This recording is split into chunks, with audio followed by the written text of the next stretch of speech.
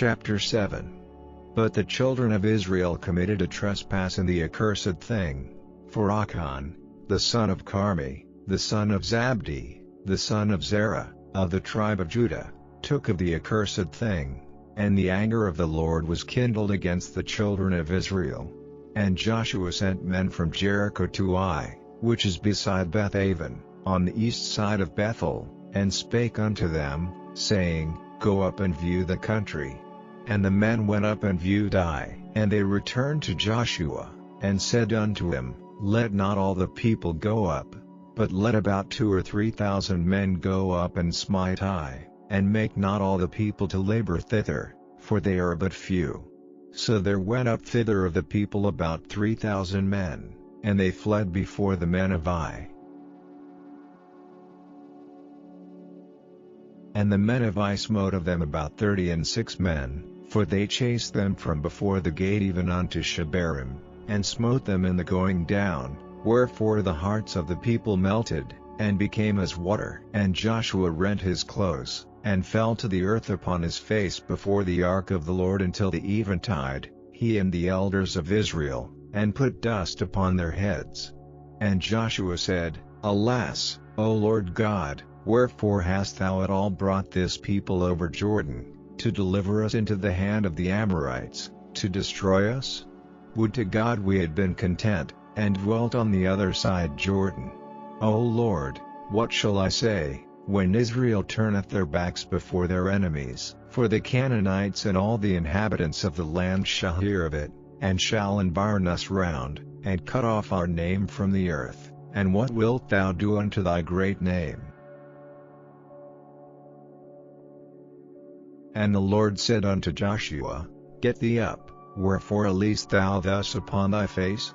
Israel hath sinned, and they have also transgressed my covenant which I commanded them, for they have even taken of the accursed thing, and have also stolen, and dissembled also, and they have put it even among their own stuff. Therefore the children of Israel could not stand before their enemies, but turned their backs before their enemies, because they were accursed. Neither will I be with you any more, except ye destroy the accursed from among you.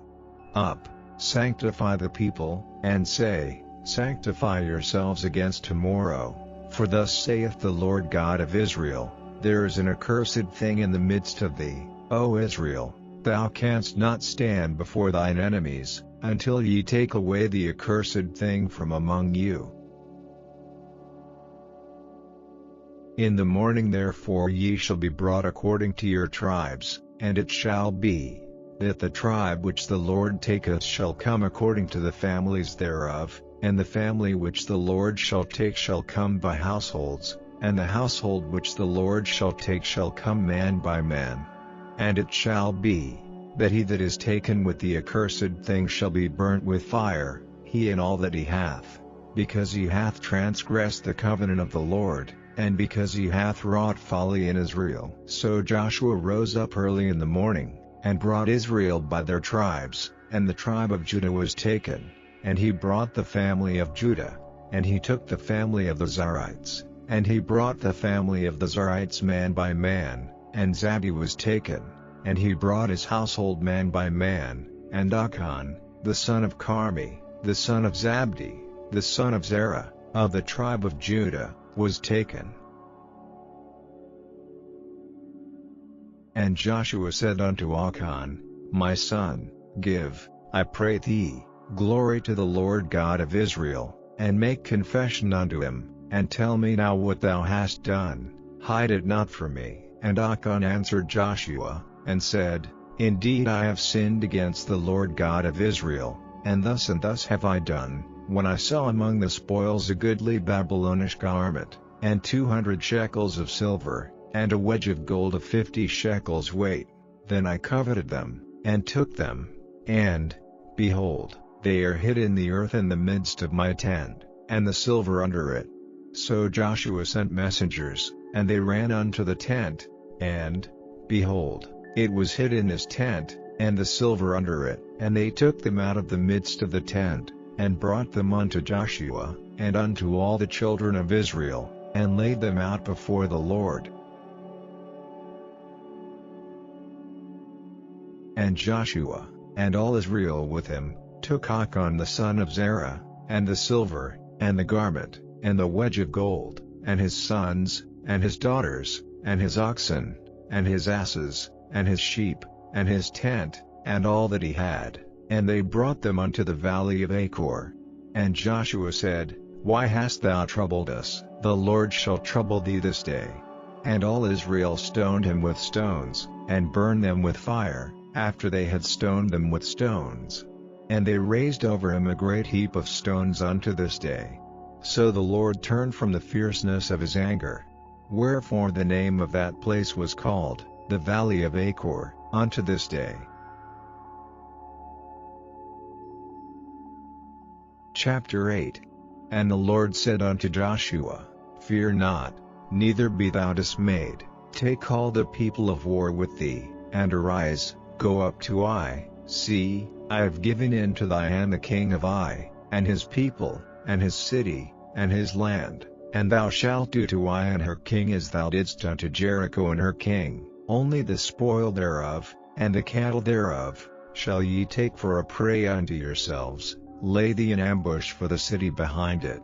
So Joshua arose, and all the people of war, to go up against Ai, and Joshua chose out 30,000 mighty men of valor, and sent them away by night. And he commanded them, saying, Behold, ye shall lie in wait against the city, even behind the city, go not very far from the city, but be ye all ready. And I, and all the people that are with me, will approach unto the city, and it shall come to pass, when they come out against us, as at the first, that we will flee before them, for they will come out after us, till we have drawn them from the city, for they will say, They flee before us, as at the first, therefore we will flee before them. Then ye shall rise up from the ambush, and seize upon the city, for the Lord your God will deliver it into your hand. And it shall be, when ye have taken the city, that ye shall set the city on fire, according to the commandment of the Lord shall ye do. See, I have commanded you. Joshua therefore sent them forth, and they went to lie in ambush, and abode between Bethel and Ai, on the west side of Ai. But Joshua lodged that night among the people. And Joshua rose up early in the morning, and numbered the people, and went up, he and the elders of Israel, before the people to Ai. And all the people, even the people of war that were with him, went up, and drew nigh, and came before the city, and pitched on the north side of Ai. Now there was a valley between them and Ai. And he took about 5,000 men, and set them to lie in ambush between Bethel and Ai, on the west side of the city. And when they had set the people, even all the host that was on the north of the city, and their liers in wait on the west of the city, Joshua went that night into the midst of the valley. And it came to pass, when the king of Ai saw it, that they hasted and rose up early, and the men of the city went out against Israel to battle, he and all his people, at a time appointed, before the plain. But he wist not that there were liers in ambush against him behind the city.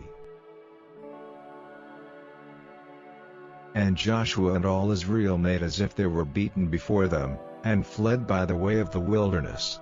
And all the people that were in Ai were called together to pursue after them, and they pursued after Joshua, and were drawn away from the city. And there was not a man left in Ai or Bethel, that went not out after Israel, and they left the city open, and pursued after Israel. And the Lord said unto Joshua, Stretch out the spear that is in thy hand toward Ai, for I will give it into thine hand. And Joshua stretched out the spear that he had in his hand toward the city. And the ambusher rose quickly out of their place, and they ran as soon as he had stretched out his hand, and they entered into the city, and took it, and hasted and set the city on fire. And when the men of Ai looked behind them, they saw, and, behold, the smoke of the city ascended up to heaven, and they had no power to flee this way or that way, and the people that fled to the wilderness turned back upon the pursuers. And when Joshua and all Israel saw that the ambush had taken the city, and that the smoke of the city ascended, then they turned again, and slew the men of Ai. And the other issued out of the city against them, so they were in the midst of Israel, some on this side, and some on that side, and they smote them, so that they let none of them remain or escape. And the king of Ai they took alive, and brought him to Joshua. And it came to pass, when Israel had made an end of slaying all the inhabitants of Ai in the field, in the wilderness wherein they chased them, and when they were all fallen on the edge of the sword, until they were consumed, that all the Israelites returned unto Ai, and smote it with the edge of the sword. And so it was, that all that fell that day, both of men and women, were 12,000, even all the men of Ai, for Joshua drew not his hand back, wherewith he stretched out the spear, until he had utterly destroyed all the inhabitants of Ai. Only the cattle and the spoil of that city Israel took for a prey unto themselves, according unto the word of the Lord which he commanded Joshua. And Joshua burnt Ai, and made it an heap forever, even a desolation unto this day. And the king of Ai he hanged on a tree until eventide, and as soon as the sun was down, Joshua commanded that they should take his carcass down from the tree, and cast it at the entering of the gate of the city, and raise thereon a great heap of stones, that remaineth unto this day. Then Joshua built an altar unto the Lord God of Israel in Mount Ebal, as Moses the servant of the Lord commanded the children of Israel, as it is written in the book of the law of Moses, an altar of whole stones, over which no man hath lifted up any iron. And they offered thereon burnt offerings unto the Lord, and sacrificed peace offerings. And he wrote there upon the stones a copy of the law of Moses, which he wrote in the presence of the children of Israel. And all Israel, and their elders, and officers, and their judges, stood on this side the ark and on that side before the priests the Levites, which bare the ark of the covenant of the Lord, as well the stranger, as he that was born among them, half of them over against Mount Gerizim, and half of them over against Mount Ebal, as Moses the servant of the Lord had commanded before, that they should bless the people of Israel. And afterward he read all the words of the law, the blessings and cursings, according to all that is written in the book of the law. There was not a word of all that Moses commanded, which Joshua read not before all the congregation of Israel, with the women, and the little ones, and the strangers that were conversant among them. Chapter 9. And it came to pass, when all the kings which were on this side Jordan, in the hills, and in the valleys, and in all the coasts of the great sea over against Lebanon, the Hittite, and the Amorite, the Canaanite, the Perizzite, the Hivite, and the Jebusite, heard thereof, that they gathered themselves together, to fight with Joshua and with Israel, with one accord. And when the inhabitants of Gibeon heard what Joshua had done unto Jericho and to Ai, they did work wilily, and went and made as if they had been ambassadors, and took old sacks upon their asses, and wine bottles, old, and rent, and bound up, and old shoes and clouded upon their feet, and old garments upon them, and all the bread of their provision was dry and mouldy. And they went to Joshua unto the camp at Gilgal, and said unto him, and to the men of Israel, We be come from a far country, now therefore make ye a league with us. And the men of Israel said unto the Hivites, Peradventure ye dwell among us, and how shall we make a league with you? And they said unto Joshua, We are thy servants. And Joshua said unto them, Who are ye, and from whence come ye?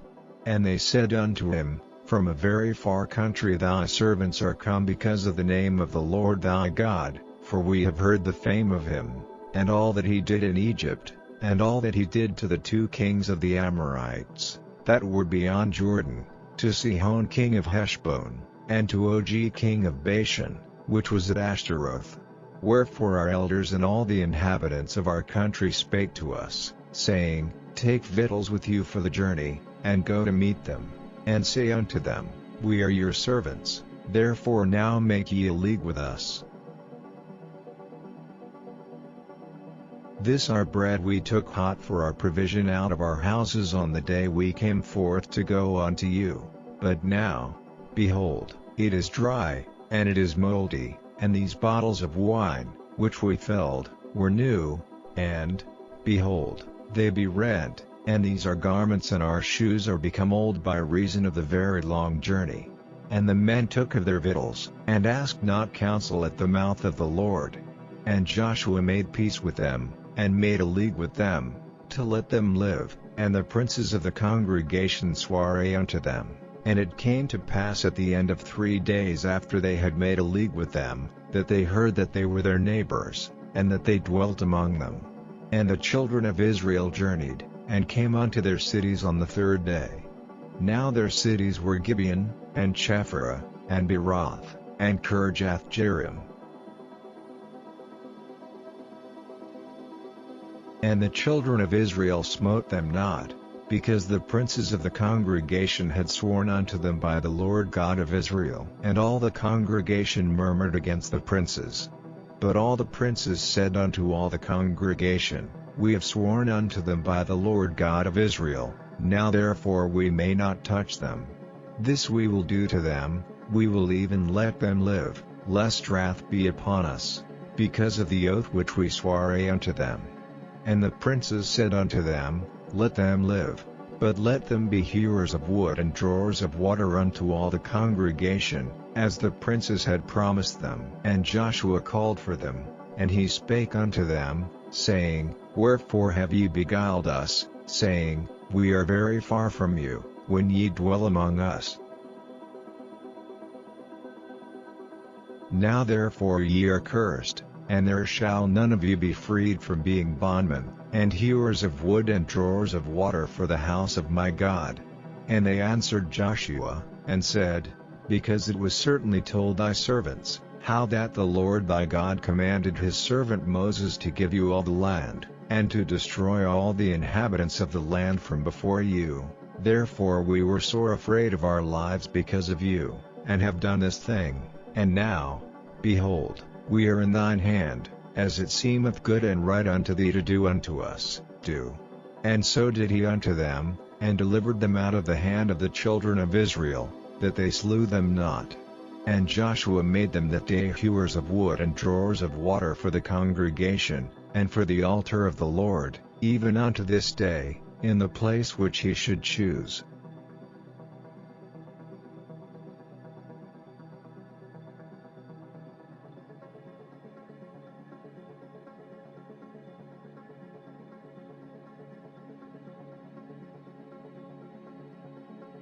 यहोशू अध्याय 7। परंतु इस्राएलियों ने अर्पण की वस्तु के विषय में विश्वासघात किया, अर्थात यहूदा गोत्र का आकान, जो जेरह वंशी जब्दी का पोता और कर्मी का पुत्र था, उसने अर्पण की वस्तु में से कुछ ले लिया।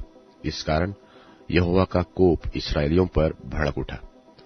और यहोशू ने यरीहो से ए नाम नगर के पास, जो बेतावेन से लगा हुआ बेतेल की पूर्व की ओर है, कितने पुरुषों को यह कहकर भेजा कि जाकर देश का भेद ले आओ। और उन पुरुषों ने जाकर ए का भेद लिया, और उन्होंने यहोशू के पास लौटकर कहा, सब लोग वहां न जाने पाए। कोई 2 व 3 हजार पुरुष जाकर ए को जीत सकते हैं। सब लोगों को वहां जाने का कष्ट न दे, क्योंकि वे लोग थोड़े ही हैं।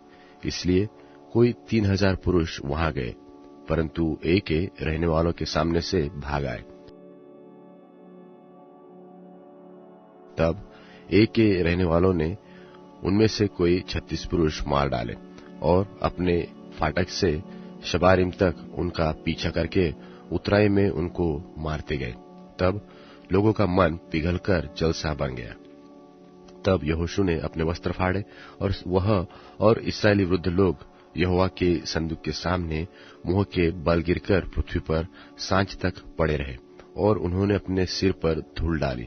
और यहोशू ने कहा, हाय प्रभु यहोवा, तू अपनी इस प्रजा को यरदन पार क्यों ले आया? क्या हमें एमोरियों के वश में करके नष्ट करने के लिए ले आया है? भला होता कि हम संतोष करके यरदन के उस पार रह जाते। हाय प्रभु, मैं क्या करूं? जब इसराइलियों ने अपने शत्रुओं को पीठ दिखाई है, क्योंकि कनानी वरन इस देश के सब निवासी यह सुनकर हमको घेर लेंगे और हमारा नाम पृथ्वी पर से मिटा डालेंगे। फिर तू अपने बड़े नाम के लिए क्या करेगा? यहोवा ने यहोशू से कहा, उठ, खड़ा हो जा। तू क्यों इस भांति मुंह के बल पृथ्वी पर पड़ा है? इसराइलियों ने पाप किया है और जो वाचा मैंने उनसे अपने साथ बांधी थी उसको उन्होंने तोड़ दिया है। उन्होंने अर्पण की वस्तु में से ले लिया, वरन चोरी भी की और छल करके उसको अपने सामान में रख लिया है। इस कारण इस्राएली अपने शत्रु के सामने खड़े नहीं रह सकते। वे अपने शत्रुओं को पीठ दिखाते हैं, इसलिए कि वे आप अर्पण की वस्तु बन गए हैं। और यदि तुम अपने मध्य में से अर्पण की वस्तु को सत्यानाश न कर डालोगे, तो मैं आगे को तुम्हारे संग नहीं रहूंगा। उठ, प्रजा के लोगों को पवित्र कर। उनसे कह कि बिहान तक अपने अपने को पवित्र करो, क्योंकि इस्राएल का परमेश्वर यहोवा यह कहता है कि हे इस्राएल, तेरे मध्य में अर्पण की वस्तु है। इसलिए जब तक तू अर्पण की वस्तु को अपने मध्य में से दूर न करे, तब तक तू अपने शत्रुओं के सामने खड़ा न रह सकेगा। इसलिए बिहान को तू गोत्र गोत्र के अनुसार समीप खड़े किए जाओगे, और जिस गोत्र को यहोवा पकड़े वह एक एक कुल करके पास आए, और जिस कुल को यहोवा पकड़े वो घराना घराना करके पास आए। फिर जिस घराने को यहोवा पकड़े वह एक एक पुरुष करके पास आए। तब जो पुरुष अर्पण की वस्तु रखे हुए पकड़ा जाएगा, वह और जो कुछ उसका हो सब आग में डालकर जला दिया जाए, क्योंकि उसने यहोवा की वाचा को तोड़ा है और इस्राएल में अनुचित कर्म किया है। बिहान को यहोशू सवेरे उठकर इस्राएलियों को गोत्र गोत्र करके समीप ले आया, और यहूदा का गोत्र पकड़ा गया। तब उसने यहूदा के परिवार को समीप किया, और जेरह वंशियों का कुल पकड़ा गया। फिर जेरह वंशियों के घराने के एक एक पुरुष को समीप लाया गया, और जब्दी पकड़ा गया। तब उसने उसके घराने के एक एक पुरुष को समीप खड़ा किया, और यहूदा का गोत्र का आकान, जो जेरह वंशी का पोता और कर्मी का पुत्र था, पकड़ा गया। तब यहोशू आकान से कहने लगा, हे मेरे बेटे, इस्राएल के परमेश्वर यहोवा का आदर कर और उसके आगे अंगीकार कर, और जो कुछ तूने किया है वह मुझे बता दे, मुझसे कुछ मत छिपा। और आकान ने यहोशू को उत्तर दिया कि सचमुच मैंने इस्राएल के परमेश्वर यहोवा के विरुद्ध पाप किया है, और यह मैंने किया है कि जब मुझे लूट में शिनार देश का एक सुंदर ओढ़ना और 200 शकेल चांदी और 50 शकेल की सोने की एक ईंट दिखाई पड़ी, तब मैंने उनका लालच करके उन्हें रख लिया। वे मेरे डेरे के भीतर भूमि में गड़े हैं और सबके नीचे चांदी है। तब यहोशू ने दूत भेजे और वे उस डेरे में दौड़ गए, और क्या देखा कि वे वस्तुएं उस डेरे में गड़ी है और सबके नीचे चांदी है। उन्होंने डेरे में से निकालकर यहोशू और सब इस्राएलियों के पास लाकर यहोवा के सामने रख दिया। तब सब इस्राएलियों समेत यहोशू जेरह वंशी आकान को और उस चांदी और ओढ़ने और सोने की ईंट को और उसके बेटे बेटियों को और उसके बैलों, गधों और भेड़ बकरियों को और उसके डेरे को, निदान जो कुछ उसका था, उन सबको आकोर नाम तराई में ले गया। तब यहोशू ने उनसे कहा, तूने हमें क्यों कष्ट दिया है? आज के दिन यहोवा तुम्ही को कष्ट देगा। तब सब इस्राएलियों ने उसको पत्थरवाह किया और उनको आग में डालकर जलाया और उनके ऊपर पत्थर डाल दिए, और उन्होंने उसके ऊपर पत्थरों का बड़ा ढेर लगा दिया, और जो आज तक बना है। तब यहोवा का भड़का हुआ कोप शांत हो गया।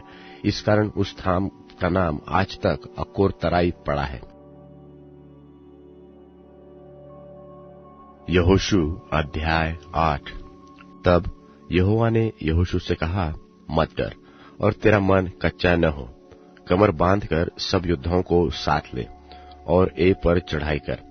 सुन, मैंने ए के राजा को, उसकी प्रजा और उसके नगर और देश समेत सबको तेरे वश में कर दिया है। और जैसा तूने यरीहो और उसके राजा से किया वैसा ही ए और उसके राजा के साथ भी करना। केवल तुम पशुओं समेत उसकी लूट तो अपने लिए ले सकोगे। इसलिए उस नगर के पीछे की ओर अपने पुरुष घात में लगा दो। सो यहोशू ने सब योद्धाओं समेत ए पर चढ़ाई करने की तैयारी की, और यहोशू ने 30,000 पुरुषों को जो शूरवीर थे चुनकर रात को आज्ञा देकर भेजा, और उनको यह आज्ञा दी कि सुनो, तुम उस नगर के पीछे की ओर घात लगाए बैठे रहना, नगर से बहुत दूर न जाना, और सबके सब तैयार रहना। और मैं अपने सब साथियों समेत उस नगर के निकट जाऊंगा, और जब वे पहले की नाई हमारा सामना करने को निकले, तब हम उनके आगे से भाग खड़े होंगे। तब वे यह सोचेंगे कि वे पहले के भांति हमारे सामने से भाग जाते हैं, हमारा पीछा करेंगे। इस प्रकार हम उनके सामने से भागकर उन्हें नगर से दूर निकाल ले जाएंगे। तब तुम घात में से उठकर नगर को अपना कर लेना, क्योंकि तुम्हारा परमेश्वर यहोवा उसको तुम्हारे हाथ में कर देगा। और जब नगर को ले लो, तब उसमें आग लगाकर फूंक देना। यहोवा की आज्ञा के अनुसार ही काम करना। सुनो, मैंने तुम्हें आज्ञा दी है। तब यहोशू ने उनको भेज दिया, और वे घात में बैठने को चले गए, और बेतेल और ए के मध्य में और ए की पश्चिम की ओर बैठे रहे। परंतु यहोशू उस रात को लोगों के बीच टिका रहा। बिहान को यहोशू सवेरे उठा और लोगों की गिनती लेकर इस्राएली वृद्ध लोगों समेत लोगों के आगे आगे के लिए ए की ओर चला, और उसके संग के सब योद्धा चढ़ गए और ए नगर के निकट पहुंचकर उसके सामने उत्तर की ओर डेरे डाल दिए, और उनके और ए के बीच एक तराई थी। तब उसने कोई 5,000 पुरुष चुनकर बेतेल और ए के मध्य नगर की पश्चिम की ओर उनको घात में बैठा दिया। और जब लोगों ने नगर की उत्तर और की सेना को और उसकी पश्चिम और घात में बैठे हुओं को भी ठिकाने पर कर दिया, तब यहोशू उसी रात तराई के बीच गया। जब ए के राजा ने यह देखा, तब वे फुर्ती करके सवेरे उठे, और राजा अपनी सारी प्रजा को लेकर इस्राएलियों के सामने उनसे लड़ने को निकलकर ठहराए हुए स्थान पर जो अराबा के सामने पहुंचा है, और वह नहीं जानता था कि नगर की पिछली ओर लोग घात लगाए बैठे हैं। तब यहोशू और सब इस्राएली उनसे मानो हार मानकर जंगल का मार्ग लेकर भाग निकले। तब नगर के सब लोग इस्राएलियों का पीछा करने को पुकार पुकार के बुलाए हुए, और वे यहोशू का पीछा करते हुए नगर से दूर निकल गए, और न ए में और न बेतल में कोई पुरुष रह गया जो इस्राएलियों का पीछा करने को न गया हो, और उन्होंने नगर को खुला छोड़कर इस्राएलियों का पीछा किया। तब यहोवा ने यहोशू से कहा, अपने हाथ का बर्छा ए की ओर बढ़ा, क्योंकि मैं उसे तेरे हाथ में दे दूंगा। और यहोशू ने अपने हाथ के बर्छे को नगर की ओर बढ़ाया। उसके हाथ बढ़ाते ही जो लोग घात में बैठे थे, वे झटपट अपने स्थान से उठे और दौड़कर नगर में उन्होंने प्रवेश किया और उसको ले लिया, और झटपट उसमें आग लगा दी। जब ए के लोगों ने पीछे की ओर फिरकर दृष्टि की, तो क्या देखा कि नगर का धुआं आकाश की ओर उठ रहा है, और उन्होंने न तो इधर भागने की शक्ति रखी और न उधर भागने की। जो और लोग जंगल की ओर भाग जाते थे, वह फिरकर अपने खदेड़ने वालों पर टूट पड़े। जब यहोशू और सब इस्राएलियों ने देखा कि घातियों के नगर को घेर लिया है और उसका धुआं उठ रहा है, तब घूमकर ए के पुरुषों को मारने लगे, और उनका सामना करने को दूसरे भी नगर से निकल आए। सो वे इस्राएलियों के बीच में पड़ गए। कुछ इस्राएली तो उनके आगे और कुछ उनके पीछे थे। सो उन्होंने उनको यहाँ तक मार डाला कि उनमें से न तो कोई बचने और न भागने पाया। और ए के राजा को वे जीवित पकड़कर यहोशू के पास ले आए।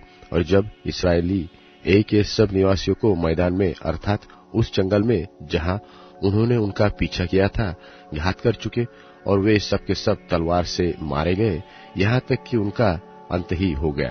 तब सब इसराइलियों ने ए को लौटकर उसे भी तलवार से मार डाला, और स्त्री पुरुष सब मिलकर जो उस दिन मारे गए वे 12,000 थे, और ए के सब पुरुष इतने ही थे, क्योंकि जब तक यहोशू ने ए के सब निवासियों को सत्यानाश न कर डाला, तब तक उसने अपना हाथ जिससे बर्छा बढ़ाया था फिर न खींचा।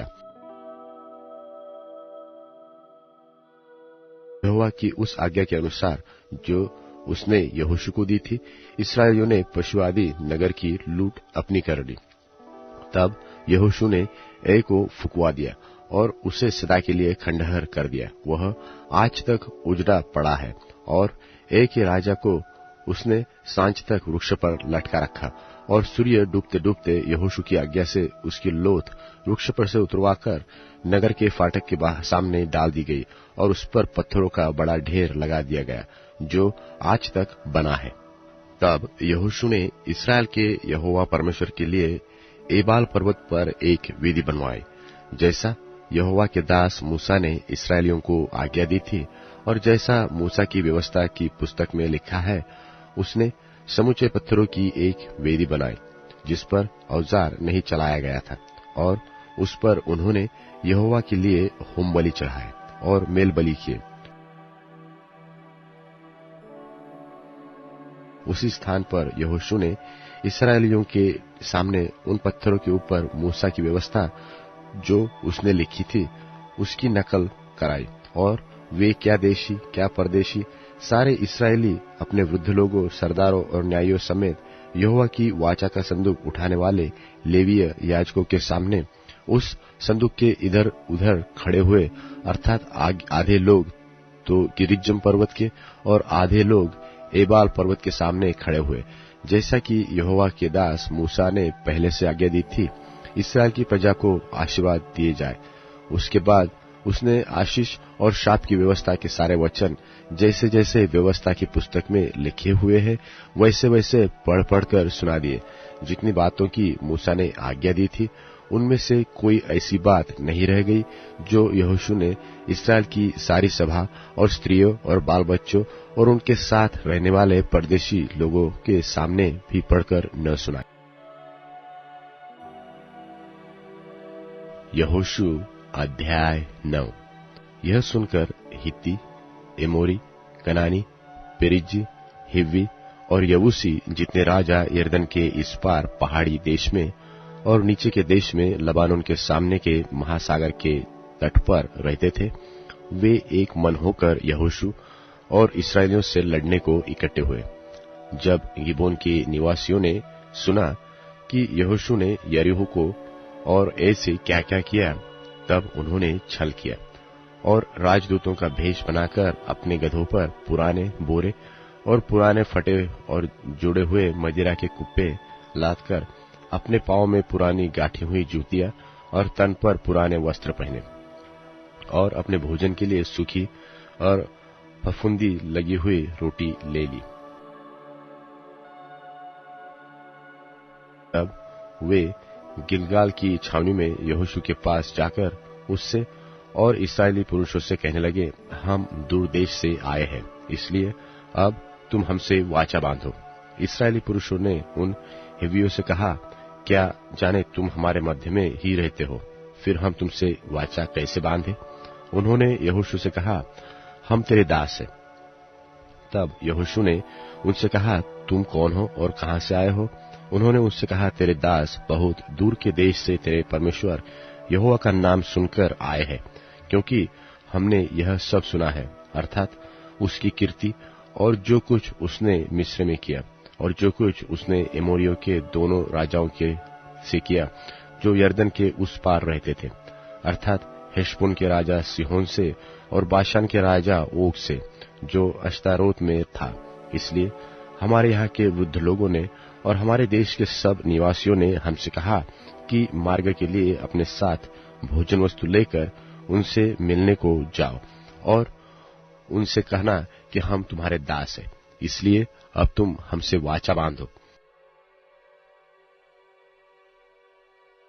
जिस दिन हम तुम्हारे पास चलने को निकले उस दिन तो हमने अपने अपने घर में यह रोटी गरम गरम और ताजी ली थी, परंतु आज देखो अब यह सूख गई है और इसमें फफूंदी लग गई है।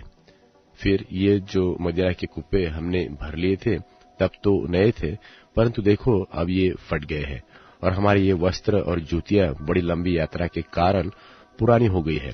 तब उन पुरुषों ने यहोवा से बिना सलाह लिए उनके भोजन से कुछ ग्रहण किया। तब यहोशू ने उनसे मेल करके उनसे यह वाचा बांधी कि तुमको जीवित छोड़ने, और मंडली के प्रधानों ने उनसे शपथ खाई और उनके साथ वाचा बांधने के 3 दिन के बाद उनको यह समाचार मिला कि वे हमारे पड़ोस के रहने वाले लोग हैं और हमारे मध्य में ही बसे हैं। तब इस्राएली कूच करके तीसरे दिन उनके नगरों को, जिनके नाम गिबोन, कपीरा, बेरोत और किर्यत्यारीम है, पहुंच गए। और इस्राएलियों ने उनको न मारा, क्योंकि मंडली के प्रधानों ने उनके संग इस्राएल के परमेश्वर यहोवा की शपथ खाई थी कि तब सारी मंडली के लोग प्रधानों के विरुद्ध कुड़कुड़ाने लगे। तब सब प्रधानों ने सारी मंडली से कहा, हमने उनसे इस्राएल के परमेश्वर यहोवा की शपथ खाई है, इसलिए अब उनको छू नहीं सकते। हम उनसे यही करेंगे कि उस शपथ के अनुसार हम उनको जीवित छोड़ देंगे, नहीं तो हमारी खाई हुई शपथ के कारण हम पर क्रोध पड़ेगा। फिर यहोवा के प्रधानों ने उनसे कहा वे जीवित छोड़े जाए। सो प्रधानों के इस वचन के अनुसार वे सारी मंडली के लिए लकड़हारे और पानी भरने वाले बन गए।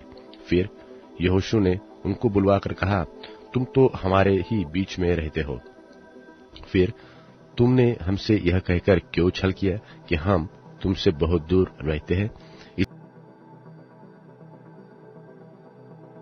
इसलिए अब तुम शापित हो और तुम में से ऐसा कोई न रहेगा जो दास अर्थात मेरे परमेश्वर के भवन के लिए लकड़हारा और पानी भरने वाला न हो। उन्होंने यहोशू को उत्तर दिया, तेरे दासों को यह निश्चय बतलाया था कि तेरे परमेश्वर यहोवा ने अपने दास मूसा को आज्ञा दी थी कि तुमको वह सारा देश दे और उसके सारे निवासियों को तुम्हारे सामने से सर्वनाश करे। इसलिए हम लोगों को तुम्हारे कारण से अपने प्राणों के लाले पड़ गए, इसलिए हमने ऐसा काम किया और अब हम तेरे वश में हैं। जैसा बर्ताव तुझे भला लगे और ठीक जान पड़े वैसा ही व्यवस्था कर हमारे साथ, तैसा ही व्यवहार हमारे साथ करना।